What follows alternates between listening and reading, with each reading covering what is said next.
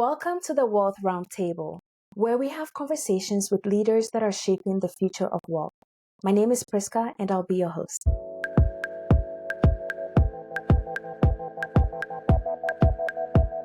Amy, thank you so much for joining us today. Thank you for having me, Prisca. I'm happy to be here. Yeah, I'm really excited about our conversation today. How about you tell us a little bit about yourself and your background? Okay, so my name is Amy Anderson. I'm a managing partner at a family-run firm in Baton Rouge, Louisiana called BF Anderson and Company, and I'm also the founder of a female empowerment initiative called the Fiscal Fox. So I wear a couple different hats down here in Louisiana, and I try very hard to make my accent not sound super country, but this is just the way it is. But as we were talking earlier, you said I'm one of your first female guests, The which, first. wow, Yeah. that's amazing. And also, Yeah. it really tells you two things, right? And we can dive into that later, but I just immediately it gave me chills a little bit. It's such an obvious thing, but the main reason, number one, is because, like you said, our industry for a very long time, for some reason, well, we know some of the reasons, has been a primarily male-dominated field. Everything from bankers to financial advisors to trading, even clients, it's just the men. And this is not set up to say like anything negative. It's just an observation, right?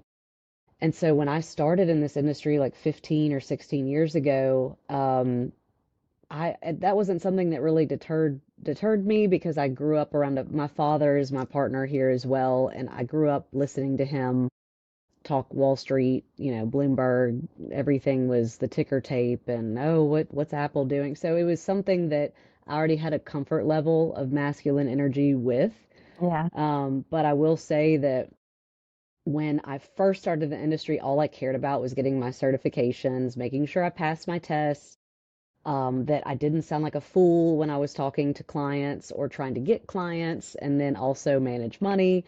Um, but I remember studying for like my Series 65, which is the securities law state license. It's a mouthful, Mm. but it basically gives you the ability to talk about stocks and bonds and be an advisor under an RIA, a registered investment advisory firm. Um, and so I remember studying for those exams, and it was maybe a few other women in the class with me. And naturally, you're just like, okay, like this is why is it like this? But it kind of made me more excited because I like anything that's a little different and that allows me to sort of step out of, you shine more when you feel like you've got the odds against you. And I don't think the industry was necessarily set up to be that way. I just think for some reason, even though culturally across the world, women tend to be the financial household runners of everything, even if they have their own job, they're typically managing all the finances at home and between their husband and them or their partner. But for some reason, the world of investing and budgeting has just always been like this sort of like, I'll let him handle it. Yeah. So sorry, And I I get I think get really the passionate about that. No, I love it. I love it. So am I. I think the idea of investing and the stock market is so huge in our minds that if you don't understand it, you think, okay, this is a monster I don't even want to touch. It may be that. And then also sometimes people can take it as, oh, it's kind of like gambling and who gambles more, men, right? They sure do. Excuse me to say. Right, more than women, of course. So the taking the risk and doing the research and all of these things, I think naturally, I think that's why women are a little bit more reserved when it Right. comes to the stock market instead of just, household finances in general. Um, so how about you? Let's go into the fiscal fox. Is that where you saw your gap in the market? Yes. So BF Anderson is like what I said it is. It's a family-run business that is primarily dealing with private wealth. So in the sense of our individuals. So if someone comes to us or we get a referral or we reach out, make a connection, typically we're helping people with their retirement accounts, taxable brokerage accounts, sometimes foundations or small business type scenarios. But, over the past decade or so, with AI, with fintech, with just all the different changes, with everything going to like zero commissions with trading, for instance, like you have this whole, and Generation Z, like the next group coming up behind, was it, who was after them? Millennials, Is it, it's okay, millennials, and Millennial, Gen Gen Z, Yes. and whatever. I We'll I get don't to even them know later. that. So I just was like, okay, how often is it that you have people that are getting out of college, young adults that are in their 20s, that are actually interested in investing and they're not getting proper introductions to it because they either didn't have anybody in their family or mentors in business, like at least give them some basic steps on things to look out for, or how to make it a more realistic, like you said, it's not just gambling and it's not just all risk. It plays a very fundamental role in every household and every individual person's like money journey in life. Um, so I just immediately noticed like, okay, I have friends that are coming into their career paths, they're starting to build wealth, but they're being told no, that they don't have, there's minimums that they need to have in order to truly be like managed by a qualified advisor or someone with experience, And I used to do that too. I mean, I used to set minimums, and I still do, to some degree, because you do want people that are taking their money seriously and have built it up a little bit. However, I just didn't want to gatekeep anymore. And our industry is so regulated, and for good reason, but sometimes it's so regulated to the point of people feel like so into individuals coming to you for help feel very intimidated, very left out, like this is not a place for them. And so for me, the Fiscal Fox, I sort of looked at that as, okay, I'm at BF Anderson. I can reach my, moderate to high level investors there. But then what about the folks that are still wanting to be involved, that still want to grow their Roth IRAs? They still want to learn about what a stock is. And some of the mid to high level people, as in how much wealth they may or may not have, or how long they inherited a portfolio, or they don't necessarily understand this stuff either. A lot of people fake things. Yeah. And I just want people to be real and ask the questions and know that when you sit with me or talk to me, like it's a judgment free zone, because I struggled tremendously in school. I was not a good student. I did not graduate in finance.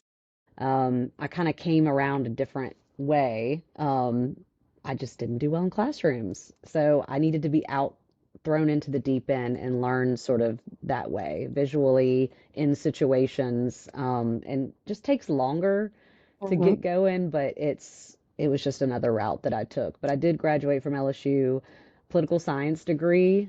I loved writing and arguing, so that worked. Yeah. Finance came later. I Mhm. knew I had a family member that had started a company, my dad, and I didn't really want to come to work with family. But then once I got into finance and I worked for another firm where I did trading, in Tacoma, Washington, which was even earlier hours for the market opening. I did that for about a year, and it was intense. And I'm glad I learned that side of tactical money management and sectors and commodity trading and inverse. And I mean, it was, if you blink wrong, or you like look down to take a sip of your water and you look up, you might have allocated something. I mean, Yeah. it can really Yeah. go crazy fast. Yeah. So, but sorry, loop it back around. So Fiscal Fox, as you're aware, you know what the bull and the bear mean in the financial world. It's the spirit animals of like, are we in like a really profitable happening time where everybody, including your neighbor, not only do they have jobs, but they're like, I've got Boeing stock, I have Apple stock, I'm in Nvidia, I'm in Apple and Amazon and Google and all the big, names and you just hear people at cocktail parties down the street, like everybody's talking about how much money they're making in their 401ks or and anyways, that's a bull market, sort of where everybody is sort of feeling this sense of like euphoria, and the market's in the green all the time and it's great. Anyways, and then the bear market is, I think the most obvious one would have been the 2007, 2008, that sort of realm. And then before that, the 2000 dot-com bubble, where people watched 30 to 50%, even some more, disappear from their portfolios and had no clue. Even advisors that had never experienced that had no clue what to do or how to avoid something that comes out of the night like that. Hmm. So that's the scary side of why a lot of women, for instance, are like, they've heard all the myths and not myths, but they've heard all of the horror stories of how you can just lose everything and it's just a gamble and it's rigged.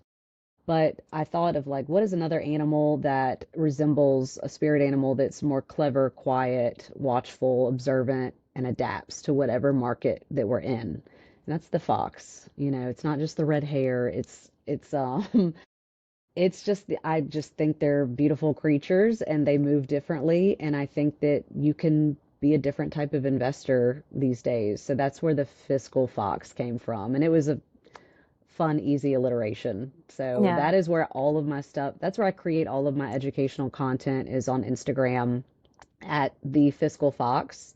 There's periods between each word, but that's a great way to get to know me and my philosophies and what I think is missing, the pain points, not just for women, but it's mainly women focused, but it's also younger investor focused with financial literacy and all that good stuff. So, And you said turning, I guess, wealth or money talk into girl talk. yeah. So so it's not just girl talk then. Younger, of course, women primarily, but Yeah. men are also welcome, I Of suppose. course, they're welcome. Your husband can come, your boyfriend's allowed. But for the most part, I knew that even though I had the advantage and the luck of, like I said, having a father figure in my life that it just, it was like osmosis. I just was around it and absorbed it. And he taught me a lot of scary stuff very young about credit and just things to avoid. And how to get interested in stocks and how to just buy a stock and watch it and learn about it. From a young age, he would just ask me to pick out something that I already knew. And I think maybe Lululemon or like a makeup company or Apple was the big one when I was younger, when the iPod came out. So I already had the intellectual curiosity, but I thought finance was going to be all just numbers, calculations, formulas, and I wasn't interested in that until I realized it's so much more behavioral and psychological. That's where the money either gets made or lost, is people's behaviors and strategies. Because you had another guest on that mentioned that you're not going to always pick the right things, whether you're doing options, stocks, bonds, funds. You're not going to always pick the right stuff. We're human. Even AI can't, you know, totally. The market is its own creature and it discounts the future. So it's hard to know what the next move is going to always be. Um, but it's the importance of just being in the market and learning and trying to figure out why those mistakes happened and how to maybe avoid those next time. Yeah.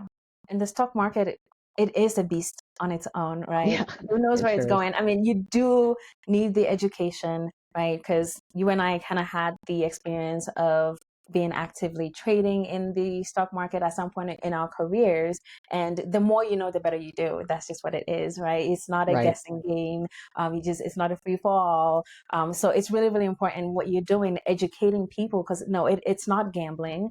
Um, it is a massive beast. We're not taking that away from it, but the more you know, the better you do, right? The more you open your Yeah. mind to it, because It's it's risk. terrifying. It's terrifying. But it's a We- necessity. You know what I mean? It's no longer considered this thing only for a certain sector of society. It's not just for the wealthy. The wealthy have maybe been playing it longer because they have teams around them that teach them about how to strategize and maintain what you have.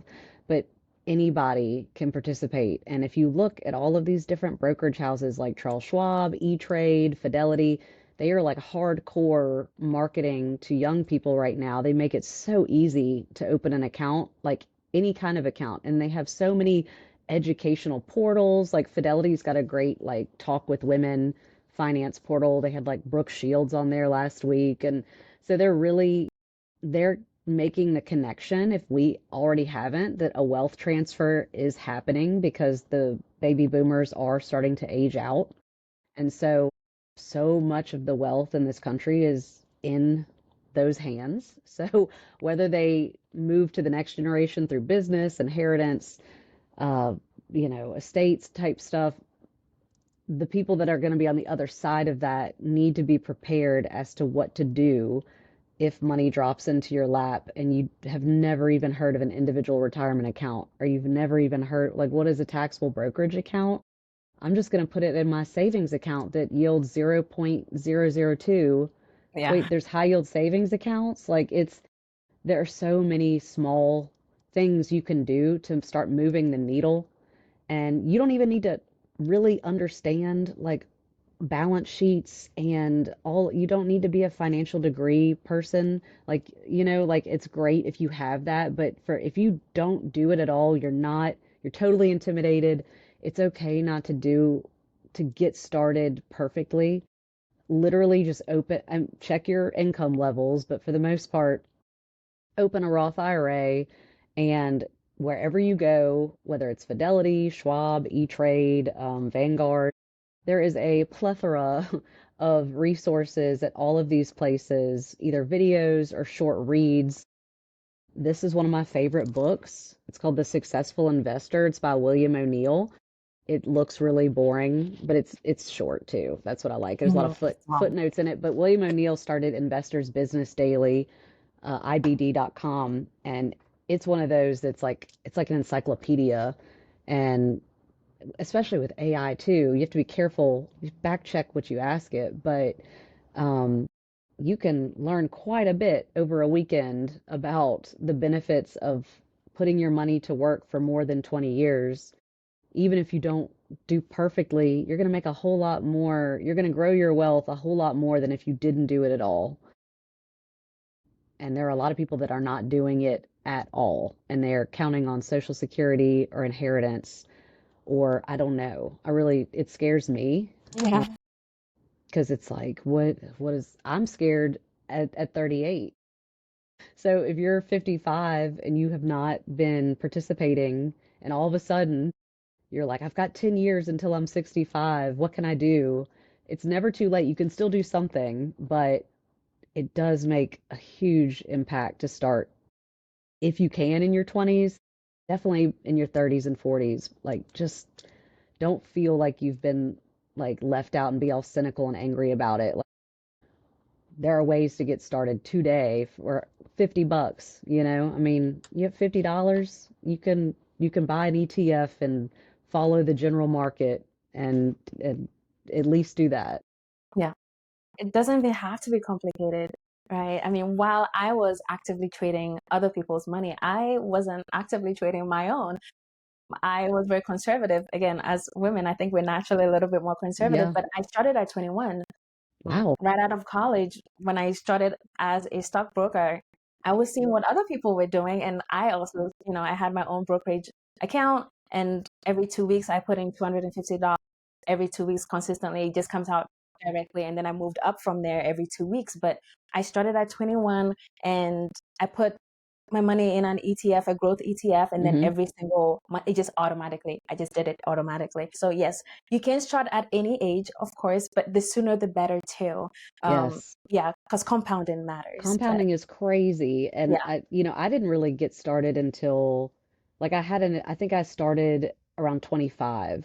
Um, I had worked at other jobs, but one of the operations jobs, I only worked for one other firm besides our family firm, and they had like a 401k, but it was so conservative, and you had to work for like a year before they would allow you to participate in it. It was dumb. well, that's terrible. Terrible. And that's an advisory firm like doing that to us. So Yeah, I won't even say their name. They're not in business anymore, so it doesn't matter. But yeah. I did learn quite a bit there of what I didn't want to do. Hmm. And anyways, I will say that I did a study the other day for a friend on compounding, and I used NerdWallet. It's got a great little like free investment calculator. So does, I mean, the IRS has got one too, but NerdWallet's just, I like their website. So I plugged in like, I'd say, what was it 25 or 30 years? and putting in the max Roth IRA contribution, which is 7,000, and next year will be 7,500. So if you can't put a lump sum in, you can put like 5 to 600 in a month if you can swing it. Not everybody can swing it, but anything at all to get close to that. But using just that rounded off number, I did that for like 30 years at like a historical return of between like 8 and 10%. And it was like it came out to where the principal invested was like 210,000, but then the interest or the return off of that was like 1.1 million. So, you're looking at if you had just put that money in a CD or just like something to keep up with inflation, you would end up just really having sort of what you started with because of the cost of living and purchasing power risk, which people also don't think about. Whereas when you invested in the market, you're saying to yourself and to your money, I know that things get more expensive. I know that rates go up and down. So I have to fight to even not only keep up, but to like hope that I even have enough to where I can work, not work, or work part time when I'm 65 or 67. Because let me tell you, Social Security is not going to cut it if it's even still there. They invested horribly. The government is not the best investment advisor, Yeah. if you can't tell with the state of Oh, everything, yeah. but they didn't do a great job with Social Security and the fact that, anyways, you have to invest. It's not a luxury, it's a necessity. And women are fantastic investors. In fact, statistically shown, they over time have better returns than men, and it's because they're not driven by Greed. so once again, this is not, I mean, we're all driven by greed and fear, right? But Yeah. men, I will say this, this is just experience. Like, there is more bravado and ego and emotion with men and their money. Women are just different. They also have emotion and things about it. But if they actually take the time and start to do this, or open a small business, you'll find that yes, they're conservative and careful, but like they are not bad at all at making investment decisions and not freaking out. Like, I don't know. I've been very impressed with my female clients that I've recently gotten. I'm just like, are you okay? I mean, we've had a couple bumps and they're like, yeah, this is just part of it, right? And I was like, oh, yes. Like, whereas I've had older men in their 80s that have just cussed me out because, oh, we're down 10% this year. We were up 20% last year. It's just, is what it is out there. But Yeah. It goes up and down. Once you know that, nothing phases you at all, right? Because the market, I mean, if you're looking at it even during the day, if you're looking at it, it goes like this all day long, right? If it'll it's start going in the down, red and it end will up go in the like this. green. Exactly. So that's part of the game. I mean, I used to stare at it for years and years for 8 hours a day. So I know what it is. Um, but yeah, you need that consistency with it, just knowing Yeah. I need to be consistent. Just, it doesn't matter what's going on. Be consistent. That's And the all it is. main thing also for people to understand on a macro level is like, just think about it like this. The stock market is an auction market of buyers and sellers. They drive everything. And so if you don't have buyers, then you don't have a stock market. You have to look at it like the game Monopoly, or like think of yourself as Warren Buffett, okay? Think of yourself as an old wealthy white man. Sorry, I'm just going to say it. Think of yourself as someone who has billions at your fingertips and you want to participate in owning portions of companies that you think are the next Coca-Cola or the next Amazon, it's the next Nvidia or Tesla. You as a small investor, you and I and everybody watching this or listening or out there, like we have a huge advantage because we are not some multi-billion dollar like institutional investor that any move they make, it can do ripple effects in the market, and they're highly regulated when they do trades like that. Us, with our wealth, we don't make any ripple. There's no volume that comes from me buying or selling anything today.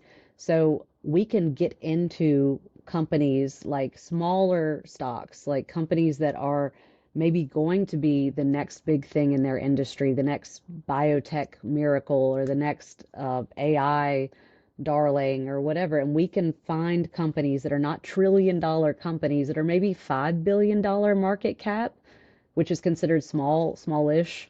Um, And the chances of that type of company quadrupling or doubling is much more likely than a gorilla like Nvidia that's close to 5 trillion. I mean, they hit 5 trillion. But that going to 12 trillion, 10 trillion, it's possible. But the likelihood of something a little bit smaller that's in the same industry that has good numbers, good management, something in the pipeline that's going to really like boost their revenue and earnings, that's where I hunt. And so I do tend to watch the market probably too much, because I'm not a trader, but I'm a market technician. So I like to follow price trends and I like to chart read. So I just use simple moving averages and I keep it simple. Mhm. I don't have like a million things on my charts of like Bollinger Bands and different. It's literally three different moving averages, a 10-day moving average, 25, and then I have even my 50 and 200 that are a little bit more long term. And I'm just looking for price activity. I just want to see that a company that is, either small, medium, big cap is trending upwards, because that's what I want at the end of the day. I'm not shopping for discounts. Like, I'm looking for companies that are going to become the next big thing, um, that's going to attract the big mutual funds that want to buy them up. And then us as a small investor, we get to ride that growth wave. And that can substantially change your portfolio, your wealth very quickly. I'm also a fan of people passively investing their money too, especially if they don't work with an advisor or someone with more experience. Like, totally fine to own a mutual fund or an ETF. They're everywhere. They're cheap. It is what it is. But there's some people out there that want to chase a little bit more alpha. Mhm. There's a little more risk that comes with that too, and you're not always right. You're not always right, but it's for just the different side of investing and the stock pickers, which is how the market originally was set up to be, is owning companies like Coca-Cola or Boeing or Apple. It wasn't just funds that, because I'm sure you might agree with me. I don't know. You probably go look at your funds and go, okay, what are the top 10 holdings in this fund? Yeah, absolutely. Before I even buy it, Yeah, most it's a people, habit because of my previous my experience. Yeah. right. Most people, I will say majority, do not even know what don't know what you're talking about, and that's due to the 401k industry. You just, okay, it says I'm going to be able to retire in 2050, and it's a mix of stock and bonds, but you have no idea what it is, and the 401k plan administrators don't really know what it is either.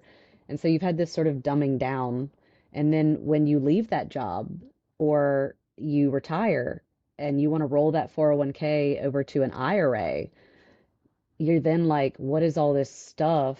What do I put it in now? I wasn't, so that's part of the problem too. Like you didn't know anything because everyone is doing everything for you, right? You're less likely to go see because right, when I had a 401k, I wanted to see, okay, what are they investing in? Again, because of my background and my interests, Yes. that's something that naturally I would do. But then let's say if you're, I don't know, a teacher or whatever it is, Yeah. that doesn't interest you. So you don't even know what's going on. Sometimes you're looking at ticker symbols. You don't know what that Yeah. means. So, okay, you just see a Our picture of what it bandwidth, is. we're already overly, like, right now, we're on our phones, we're on our computers, we're answering emails. Women are typically, also caretakers and dealing with children and jobs. And so I definitely understand the pain of like wanting to participate in something, but feeling like you're left out, you're not smart enough. I definitely felt very dumb many times in many a room where I was probably more experienced than some of the people in there. But it's a little bit of a masculinity game, of a performance, a bravado. And so that's why when I sit down sometimes with new clients or maybe prospects that are either women or young, they're like, wow, I didn't know I could. The last advisor I sat down with, like, it was such a formal experience, and I felt very sort of like this was not for me. It just felt very like like the ceiling was just, and I said, well, that's because in school and these firms teach advisors coming up the pipeline sometimes to act like they have everything understood and figured out a little bit. There's something to be said about that overly confident arrogance. Like it definitely sells to certain people. And just like when you go to the doctor's office, like the doctor is going to, depending on how intelligent they are, they'll use all the big terminology and things that they study that they do all day. And if they're actually a good doctor, they're going to break it down to you in layman's terms. But if they're kind of a jerk, they're going to speak in a way where you feel like, okay, they know more than I do. I'm just going to take the drugs they tell me to take, whether I think that's a good idea or not. It's the same thing in our industry. And that's why I'm so, so, so passionate about not only getting people started, but like I'm we're not going to do this whole intimidation jargon game. Now, there is a level, and I've seen some of your guests on the show, and where there's very complicated levels into investing. Like I don't do options, okay? I don't have I know enough to be dangerous, but Yeah. that's a little bit too more, that's more short term thinking for me. I need something that I can sort of build off of.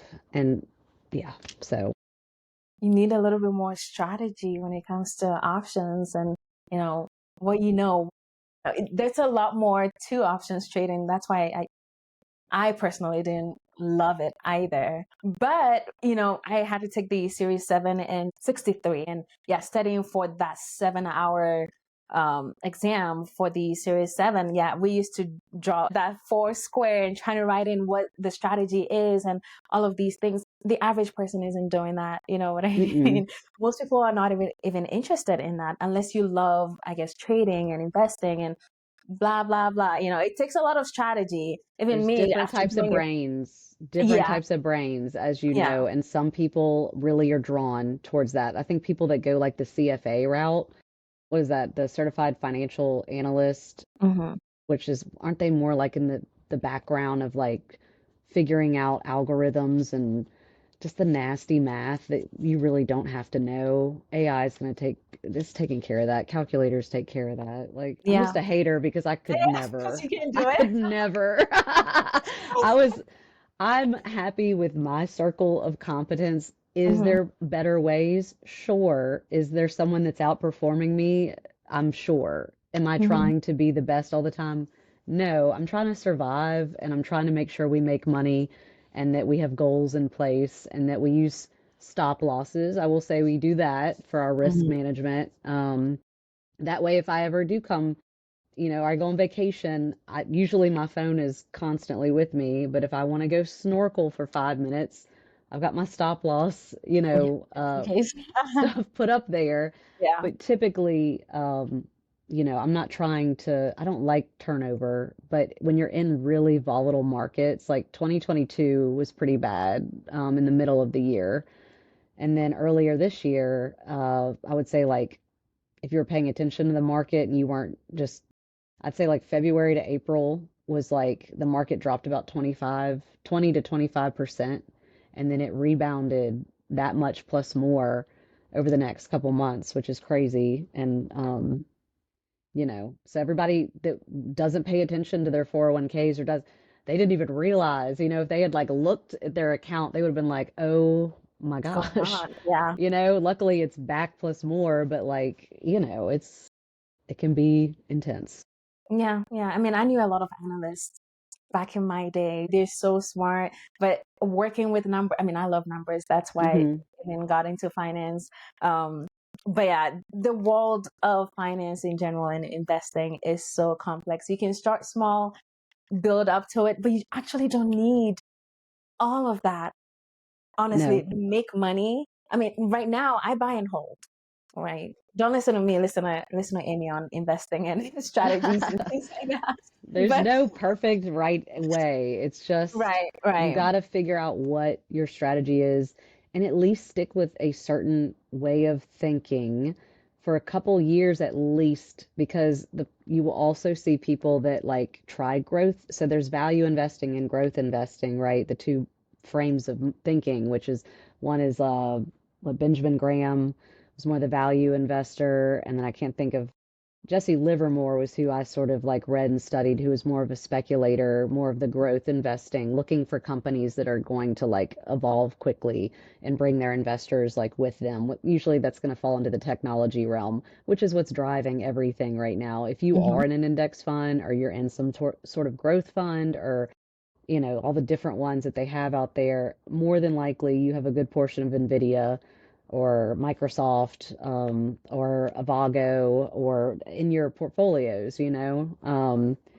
so you might think you're being conservative, but 8% of the market is being driven by NVIDIA and other AI focused companies. So, just recognizing that technology is usually going to be the place that brings the rest of the market forward. It's not going to be utilities. It's not going to be retail or consumer staples. They have their place, but it's primarily going to be in the software technology because it moves so fast and it's Yeah. so needed. And it's the So, future too. I mean, usually these portfolios, they're being built for something that is growing and will continue to grow. And if you look at our day-to-day lives, we use technology more and more. It's embedded in our lifestyle at this point. So obviously they're trading and investing with that knowledge in mind. I know you previously mentioned that you guys are equity growth focused. Yeah. So what does that look like for someone that is meeting up with you?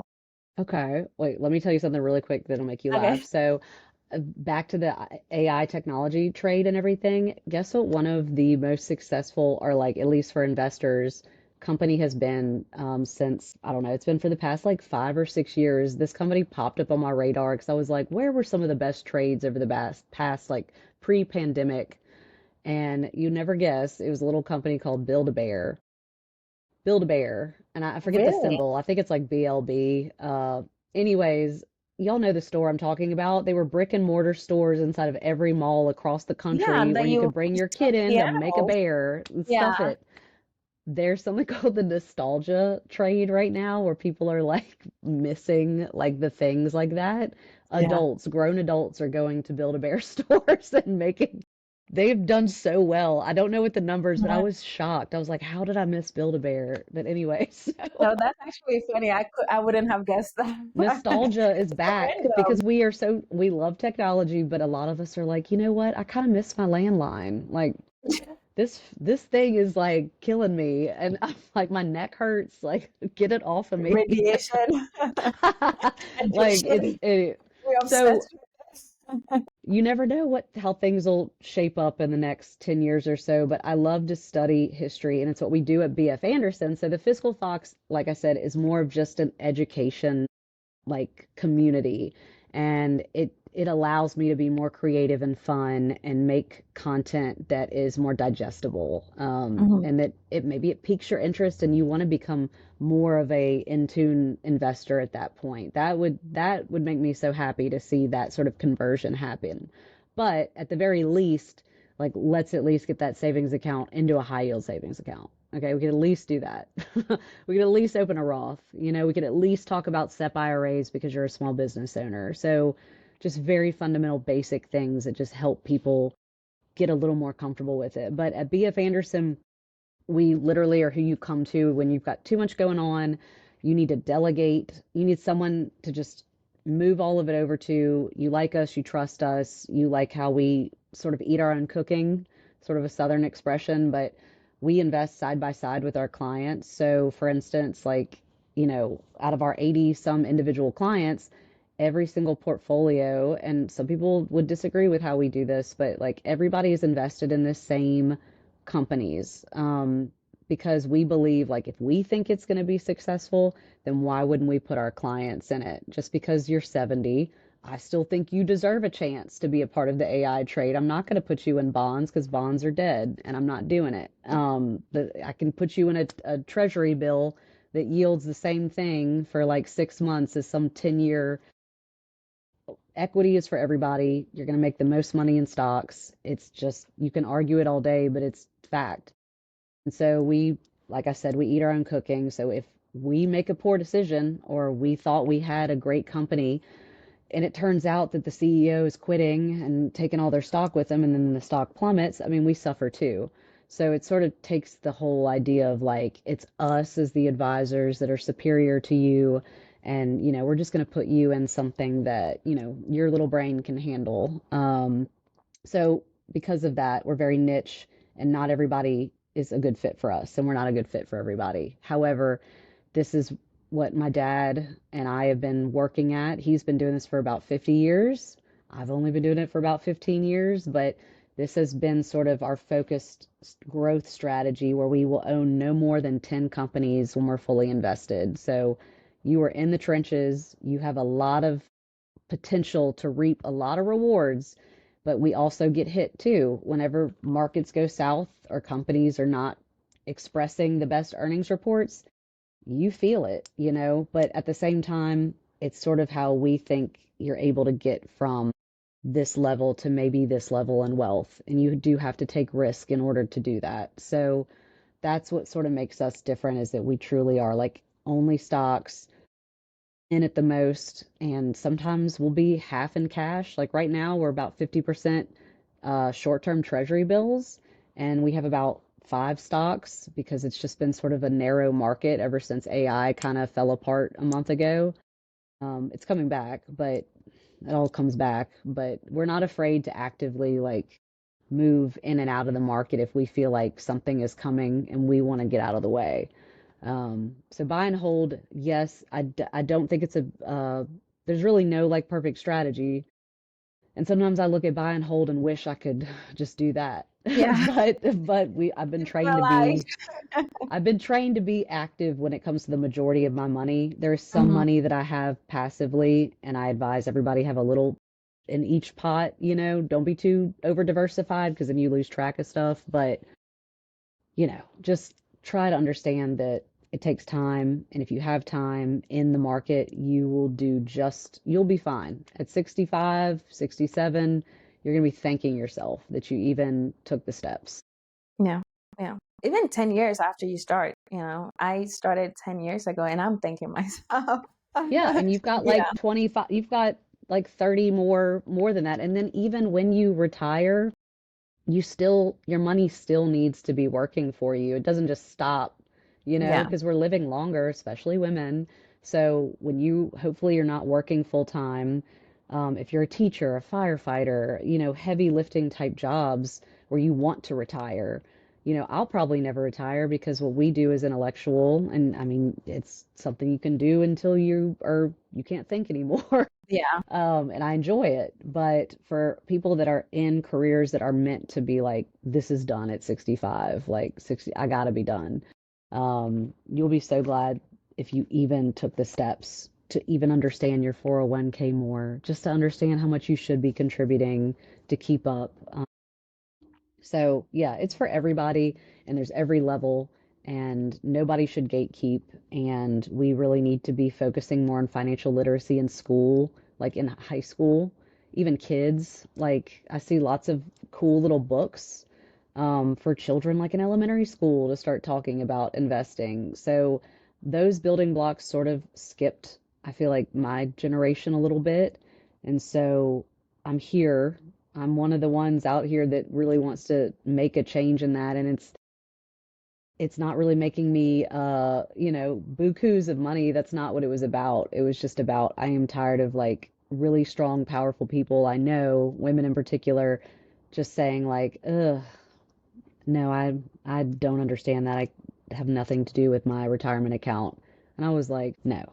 You need to be involved with your retirement account for so Yeah. many reasons. So yeah, but it's a fun bag, and I'm glad that you reached out to me, and that not only are you like investing since 21, which is fantastic. I only have one client that's close to your age that saw some of my posts and was like, "I need to start doing this." And I was like, "Yeah, you do." But I'm shocked that someone your age is reaching out to like, okay.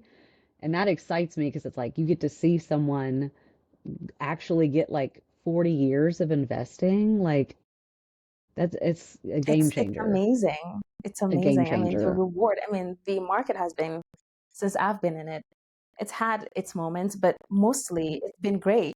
right? So Yeah. I You got would to be able to ride both waves. You don't yep, get to, it doesn't go up every day. You have to be no. able to take hits. And if you can't, then you're probably best to stay out of the market and only put your money in CDs or things that are actually protected and guaranteed. Don't do, I'll say this, don't do annuities, don't do insurance products.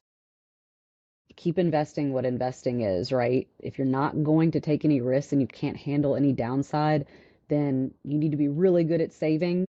You need to be really good at eating rice and beans, and you have to be really healthy, and you better keep every dime like doing something. But for the most part, just put your money in, an index fund if you're just like, I don't want to do any of that. Okay, literally go.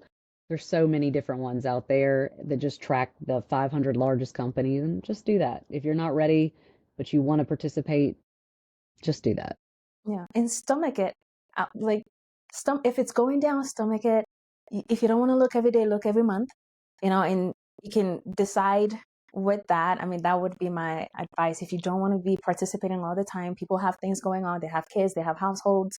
You know, Or do stomach what the you do downside. and go look up the top 10 holdings that are in your fund, write them down, and go download an app like CNBC or Yahoo Finance, and like just follow those companies. And that's like a great way to sort of like not overwhelm yourself. Like your top three biggest companies that swing your fund the most, just go follow what's Nvidia doing. Like Mhm. what's the next thing down the pipeline for them?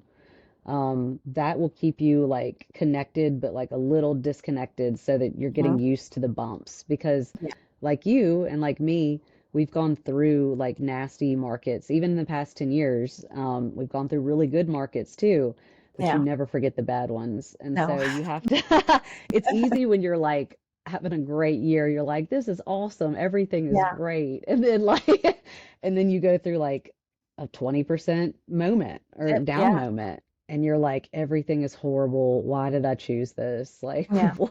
What's what am going I? And then on? you get out of it and you're like, oh, okay, like I survived it. And you start to build tougher skin, more calluses, resilience. And that's how small businesses do it. That's how big businesses do it. So you just have to act like you are a business owner, and this is just part of the cycle. Yeah. And also having the knowledge that it will bounce back. It's not going to go down forever. It will bounce back, right? Because I've experienced it, right? So in your mind, just know, yeah, nothing goes down forever. It will turn around, and nothing goes up forever. It will turn True. around also, But timing matters, right? Like that attitude is good if you've got time. If you're someone who's waited and you're like you maybe have a shorter amount of time that you really need to have money put away, it can be a little trickier because you could hit a recession. You could hit, and I don't like to lead with fear. I just realistically, sometimes it takes the market a longer than it took this year was very unusual, as far as how quickly the market rebounded from almost a 20% recession. Like, I mean, we were in a correction heading towards a recession based on the numbers, and that's because AI is so heavily in everything that once it flipped, everything flipped with it. And that was scary because you're like, whoa, this is not a broad bull market. This is a very narrow technology focused market, which is great when it's working, but when it's not, it's hurting everything. So we'll see what happens over the next like year with that. I don't think it's going anywhere, but I would like to see a broadening out of into all the diversification other a little bit. sectors versus Yeah. just everybody. Because when Nvidia announced earnings, like, I don't know, a month ago, I forget the date, but everybody and their mom, I swear, like all over the news, everywhere. And I don't like to even listen to the news. It was just like, is Nvidia going to tank the market or is it going to save the market? And it was funny because it had good numbers, of course, but sometimes the earnings reports, even if they like do good and they beat all their estimates and everything and what the analysts are saying, the psychological aspect is still there, right? Like there's so many people that are either playing options or they are like trying to take profit or they are shorting. Like there's just so many different like people in their positions and how they want to try and make money off of something. And so that day, that morning when it opened up, it like started in the green. and it was like in the green, like up 3%, which really I was like, that's not good. I wasn't in it. I was watching it. Mm. I was like, Yeah. I'm gonna sit on the side for this one. Yeah. Yeah. And it was like noon, and all of a sudden it went red. And everybody that was like, haha, we told you, like Nvidia's always gonna be up, blah blah blah. Like I put all my investment in it. Like I was reading all kinds of stuff, and I was like, oh my gosh, here we go. And it went red and it's dropped like 20%, you know? And so, I mean, it's not the end of the world. Will it come back? Is it an amazing company? Yeah. But it just goes to show that like you have to be careful of stuff that's overhyped and overly like discussed like that. And usually that's how people start investing. They hear about something that's making somebody else a lot of money, like Bitcoin or like whatever. And next thing you know, they're doing it, but they're getting hammered. And they're like, why did I even? Why did I do So it? you can't be that person. You need to get in the market based on having a strategy and a plan, not because someone next to you is bragging about how well they're doing in it. You know, Yeah. that's a And you mistake. can invest in what someone else is doing too, but just don't put everything, all your eggs in just one thing. That's a uh, Yeah. terrible That's the strategy. That's gambling side. That's like put it all on red, you know? And it's like, yeah. no. No. And the stock market will do Make sure that. women were thinking long, because I think very long term when it comes to strategies. I think very long term. I mean, Nerd Wallet, when you were mentioning it, I remember being a stockbroker playing around with my numbers for me. Hmm. So, my personal numbers. So I love thinking long term, but Yeah. nothing can ever convince me that a stock or a company is going to do so wonderfully that I need to put everything in it. Even if I believe in it so much, maybe 80%, but I need some sort of Yeah. diversification. You just cannot Right. bet 100% on something just And because that's why we it is. do 10 stocks, which even Yeah. that feels to some people too exposed, right? Because it's Mm-hmm. 10% positions of Mm-hmm. companies. Yeah. But we tend to be whatever sector is pulling us in, it looks good in the charts. It's the numbers are looking great. There's not a lot of debt. There's good cash flow. The original CEOs are still there. You sort of like look at it like the Steve Jobs Apple scenario, which was a perfect situation, and then Walmart, and then Eastman Kodak. There have been so many over the years that have been like these isolated, like could change your life type companies where like if your grandfather passed away and you inherited like $10,000, or like I don't know, like a $10,000 portfolio, and $1,000 was in 10 different stocks and one of them was Walmart, and you owned that during like the 60s or the 70s.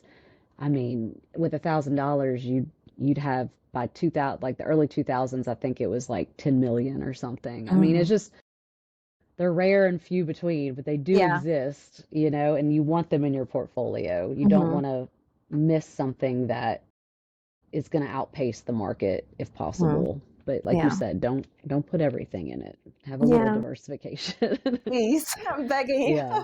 Yeah. 'Cause the idea of that actually terrifies me. And if you're not participating, please participate in the market, like Amy said.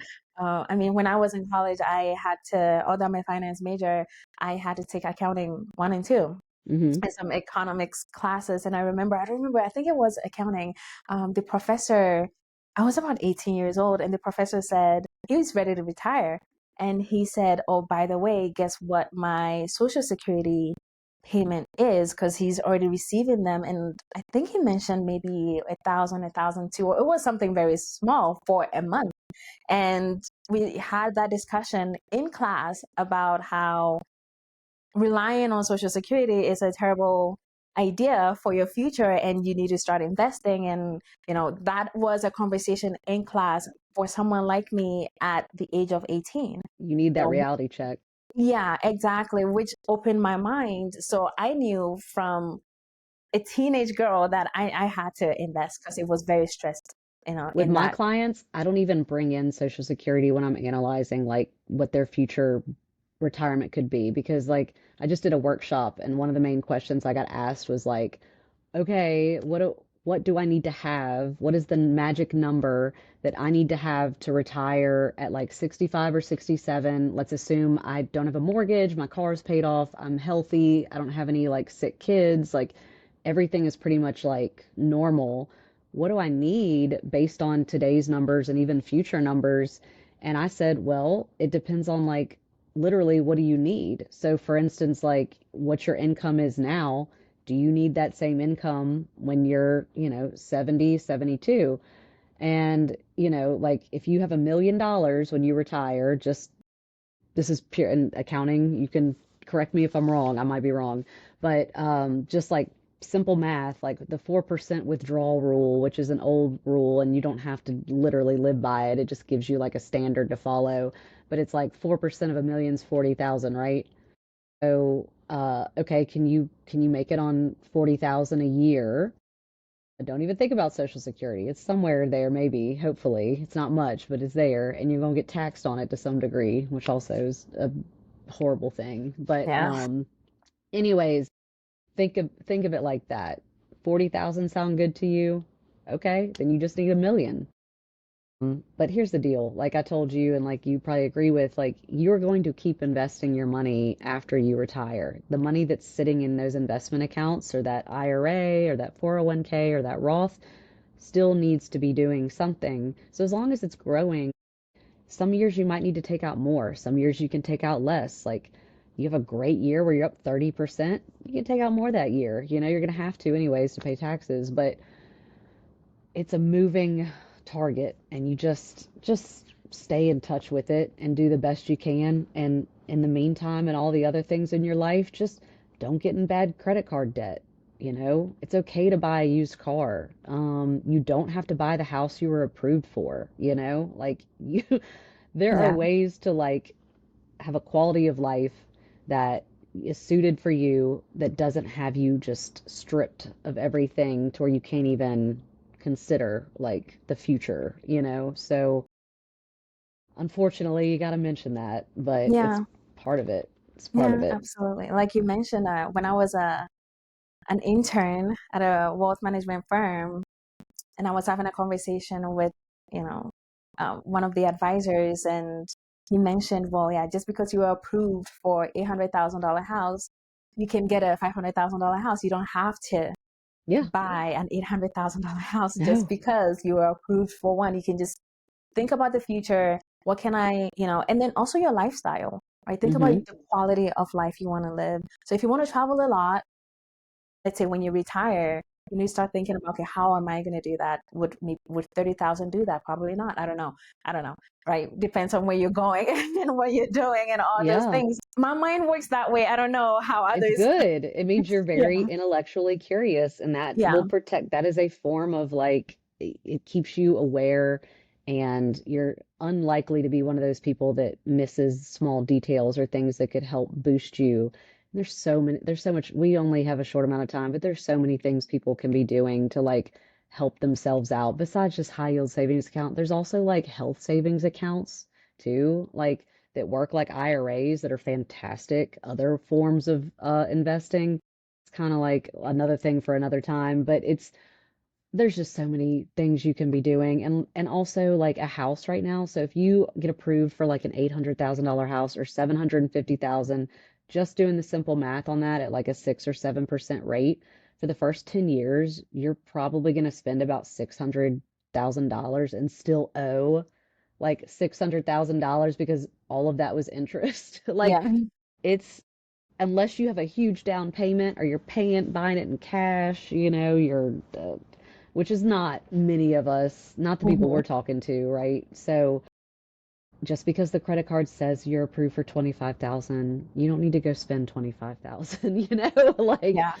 Think about how you're going just to pay it back first before you swipe it. it's not your money. Like it's Yeah. their money. And Yeah. so, and you can be in debt and still invest, right? Like if you have student loans, a mortgage, a car payment, typically the interest on those, it varies, but like, you're looking at like 5 to 7%, which isn't great. But at the same time, if you can get a double digit return in the market, you don't want to be only focusing on that type of debt to like miss out on getting returns out of the stock market, right?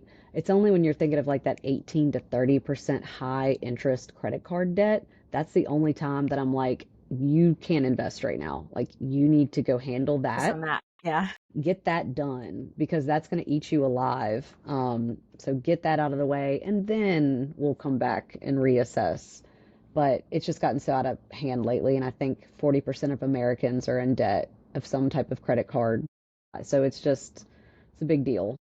Yeah. Yeah. I think the financial literacy in the country has either gone down or we just not noticing that we don't know.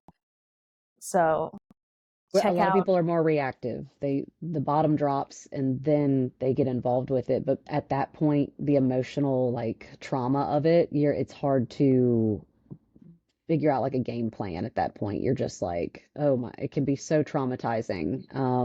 And so yeah, try your best to just, if you don't understand something, ask questions. Do not be embarrassed. If you work with an advisor that you feel intimidated by, you need to bother them. You need to email them. You need to call them.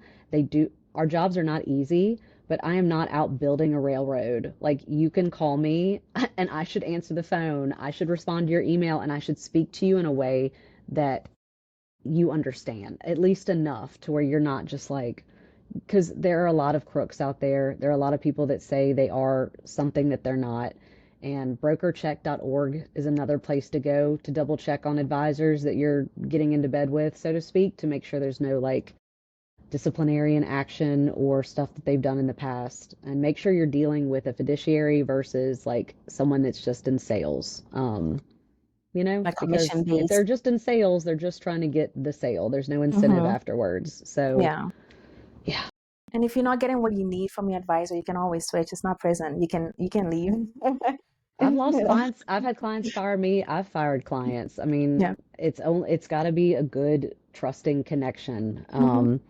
And if you're not happy, you're not happy, and you go. And you don't want to work with an advisor that locks you into some type of contract or something that would like penalize you to walk Hmm. away from. I don't know Yeah. many like that, but I'm sure they exist. But in most cases, there's no long-term contracts when you work with an advisor. You just Yeah. let them know if you're going to leave, but Yeah. if it's not working out, just go You find can another switch. one. Yeah. Yeah.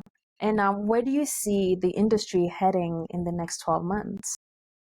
Oh, so when I say I'm a trend follower, that does sort of keep me in more of like a present day thought Mm. process. Yeah. I sort of take in what the market shows me every day, and it just changes.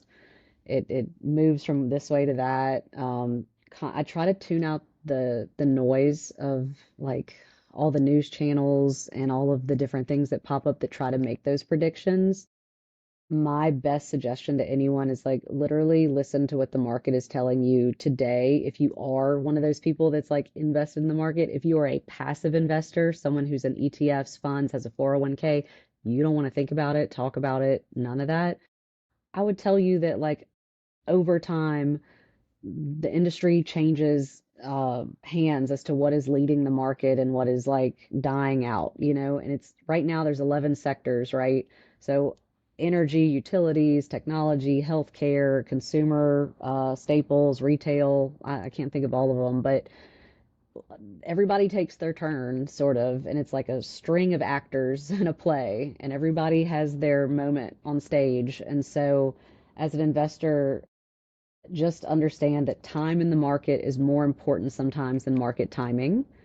I do try to time the market because I'm a market technician and I follow technical analysis rules, but um, it's not always right. It's a good way to cancel out the noise of other people's opinions, and it's numbers, and numbers don't lie.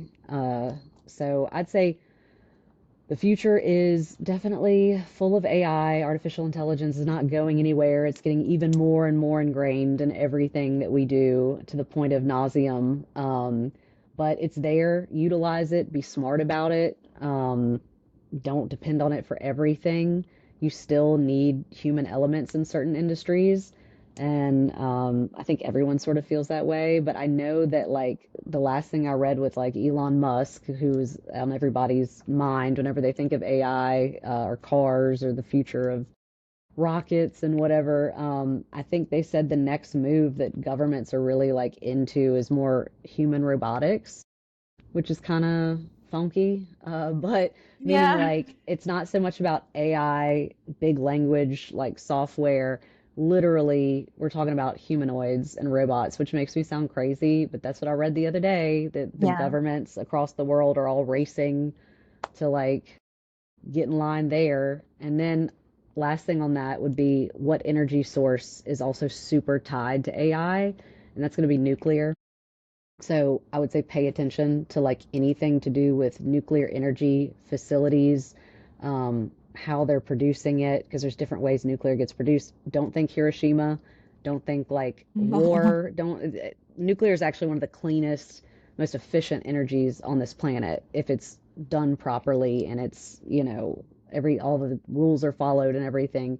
But it wasn't until last year that the Tennessee Valley Authority they released or they deregulated some sites that had been shut down for like nuclear type facilities. And so I say nuclear and you think negatively, but it's actually like with the amount of resources that AI requires, your basic electricity grids and solar and wind farms are just not going to do it, not even fossil fuel.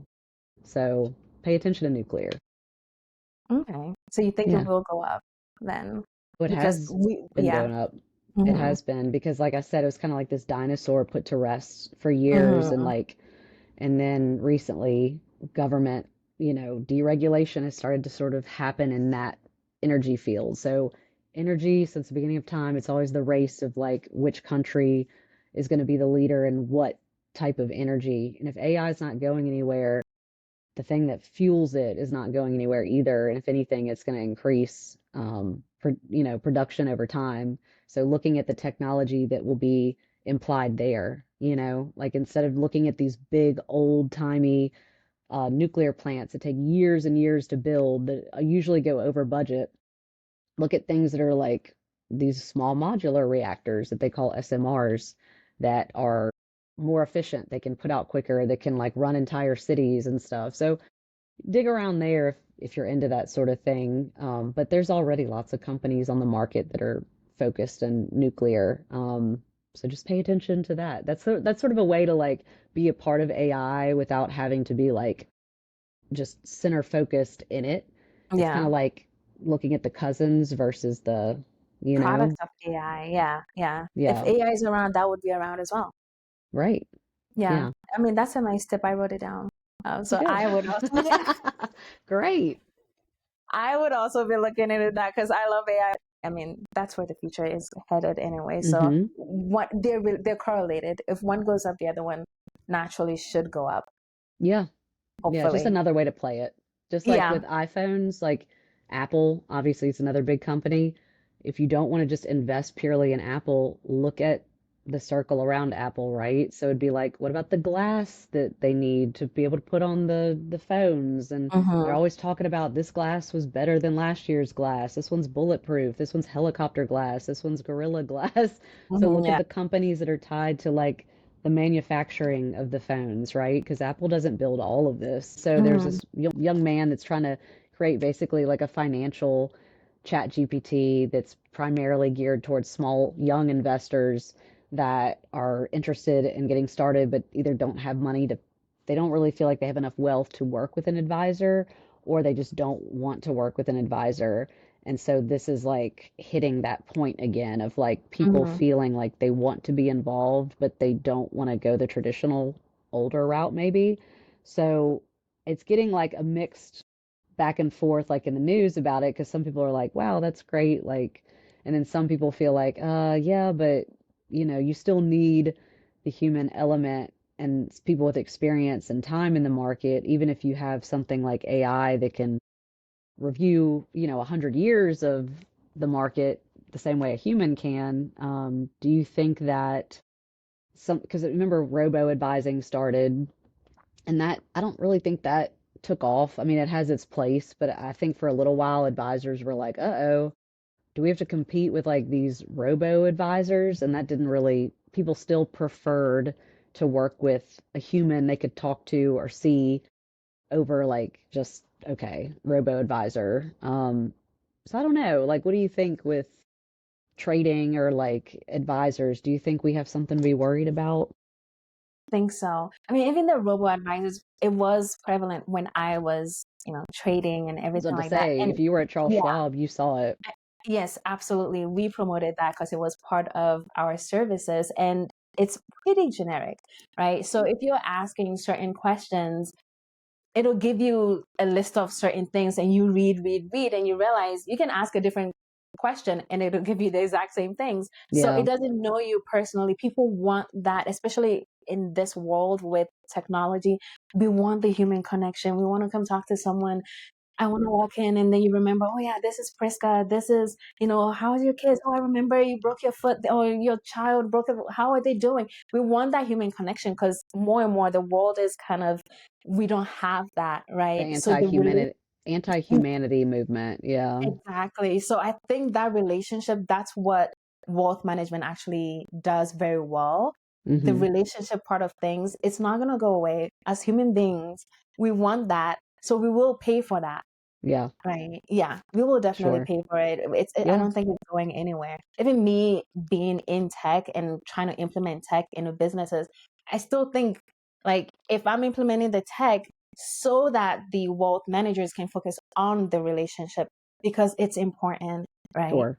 Yeah, Yeah. I don't think Absolutely. robots are coming for maybe in some parts of the business, sure, but Yeah. not all of it. The human connection we need You it. still have to feed it things. You still have to Yeah. ask certain questions to get, like, so for people that are coming into investing, like if you own a small business, you don't necessarily know to ask, like, hey, I own a small business. I want to be an investor, but I also want to like learn how to keep more of my money from the tax world. So just knowing advisors already know and CPAs and accountants like already sort of are like thinking like that. And so they know the questions to ask clients like, hey, what are you doing for your retirement account? Did you know that you can put up to 25% of your income every year away and then write that off and then it's growing in the background? So if you don't know what to ask, how does something like an AI model really give you the most well-rounded strategy unless you're Yeah. like, I need to tell it this, this, and this. I know how to use ChatGPT or different things because I know what questions I need to ask. Yeah. But if I didn't, then I mean, You you're don't know literally what you don't like, know, so you won't ask, right? Yeah. And the technology that is available to us, it only responds to what you do ask. It's just not telling you yeah, random things that you don't know. So yeah, yeah. I don't think wealth management has any problem. I just think it is very traditional still, you know. Hmm. Yeah. I'm Yeah. with you, but they definitely it's moved mountains. Like it's there are a lot. I will say, even though I'm like focused on women and everything, like I do see that there is like the needle is starting to move, and you are seeing like the Gen Z generation starting to like be more involved with their retirement accounts, start thinking Hmm. about it a little bit sooner. Yeah.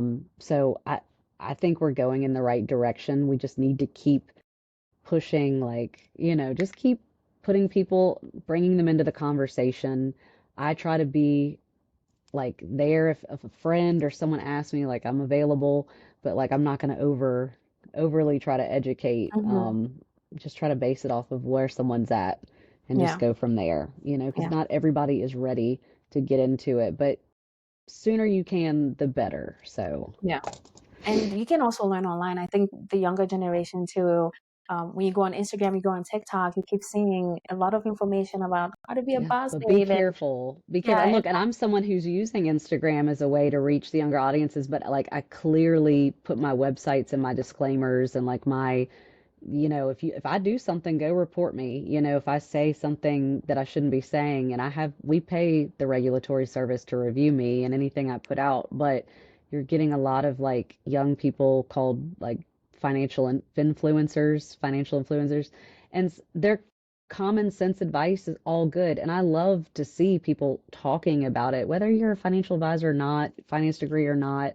It's awesome to see it becoming this like trendy thing to talk about, but just be careful when you start to follow someone that starts to like maybe they're always like affiliate marketing, like, oh, I work with Betterment or I work with this bank, whatever. Like you don't always know if you're getting like unbiased advice. And also those it's people are telling you not something. they're not regulated. You know what I Yeah. mean? So they can tell you anything, and that's on you, you know? So if you take their advice and you go buy something and it goes south, there's no getting that back or recouping that. That's on you as a, you know, unknowing follower. So, listen to common sense advice, follow quality people that have a background, or there's a lot of retired investment advisors, or even there's a girl I follow named Jessie Inskip who she's all over CNBC and Fox News and all these different places that is really into financial literacy. And she dropped her licenses. She had her 7, her 65, because she wanted to go full blown into like her financial literacy movement, and she didn't want anything but someone like that. She comes from the background of being Yeah. highly regulated, so they understand like can't just can't just give stock tips, can't just tell people to go do something because the general masses sometimes will follow and will listen. And it's just that's how Ponzi schemes happen. That's how Yeah. scams happen. I've And seen she's it. credible. I mean, if she's been on all these networks, obviously, then she's credible. They're not bringing on someone who doesn't know what they're talking about.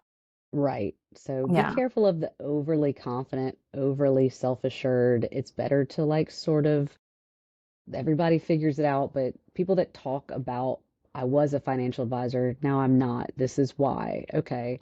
And then if someone is a financial advisor like me, who does still manage people's money, um, I have to be really careful, on how I talk on there. I can't just openly say like I'm better than everyone else and I've returned this and never had a bad year, and I mean, I would be in a lot of trouble. And so I Yeah. know better than that, and I Yeah. also don't want to get people that way. So it's a movement, and anytime there's a movement, you're going to have a lot of like con artists mixed up in that movement, Mm-hmm. and so they're Yeah. just trying to make a quick buck. Yeah. So just be careful. Listen to common sense advice. Don't, whenever you start hearing name drops or like company name drops and like you should go use this, just a typical Should financial I? advisor would never do that. And if they Yeah. did, they're going to give you at least 5 options of something. So you got to be super careful with marketing in our realm. But like I said, I wanted to still be able to reach over and pull in people that are getting missed by marketing, or just by generally speaking, like they just, but there's so many people on Instagram and TikTok that are looking for everything from recipes to marriage advice to investing advice. And Yeah. so it's like I wanted to be in that mix because I want to be one of the good ones that's at least like trying to inspire some level of like self accountability, and realism. But I didn't want to be one of the ones that was like, let me tell you, after 5 years of doing this, like how you can make 100% return without risk. And so when you see stuff like that and it sounds too good to be true, it's probably because it is. And unfortunately, we always want to choose the path of least resistance, and that usually the harder path is the better path. Yeah. It Yeah. just, it's time, it's energy, and we're all so stripped Consistency. of that lately. So just Yeah. be careful. Yeah, and that applies for everything else too. It's just not investing where you just need to dedicate yourself and be disciplined. That's like working out and eating Yes. well and life.